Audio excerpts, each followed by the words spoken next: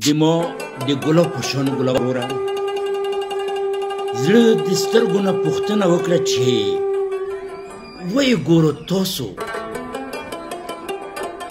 و بیا ترسېږم و تړپېږم ورپسې زه نو سترګو ورته وویل چې زړه فریاد خو ماله په کور ده چې زه د تا نه ګیله وکړم چې خوښ یې ته کې و اوښکې بیا د ما نه بهیږي نو ګلالو وروڼو عوریز حضرت موسی علیه السلام د خدای راز له روان وتله نو چې په لیارې کې ورته یو سړی میلا شو نو هغه ترې پوښتنه وکړه چې ای د وخت پیغمبره ته خو روان یې د الله تعالی راز له څې خو د ما ترېنه یوه پوښتنه وکړه زه مخکې ډېر نیکمله وم خپل لمونځ اودس به مې کولو ذکر اذکار به مې کولو خو اوس د ګناه طرف ته راغیب شوی یم ګناهګار یم ډېر دا پوښتنه ترېنه وکړه چې یا الله ته ولې غلی یې ما له عذاب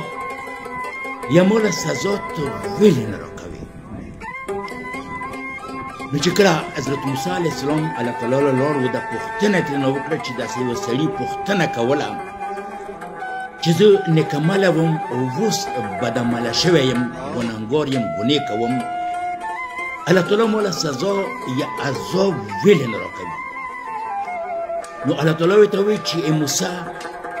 کله چې ته لاړ شي و د سړی د سره میلاو شي نو تره ترېنه پوښتنه وکړه چې کله ته نیکمله وي او اوس ګناهګار یې ګنې کوي بدعمله یې نو د دې نیکملتوب و د دې بدعملۍ په منځ کې ته خپل ځان څرنګه محسوس کوې نو چې کله راغی و هغه سړي ترېنه پوښتنه وکړه نو موسی علیه السلام ورته وویل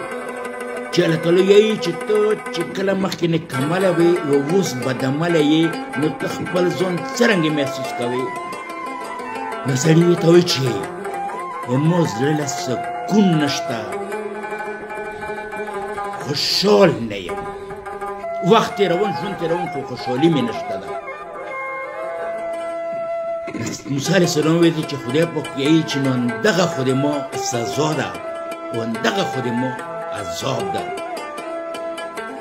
نو ګلالو وروڼو څوک چې د چا په کامیابۍ باندې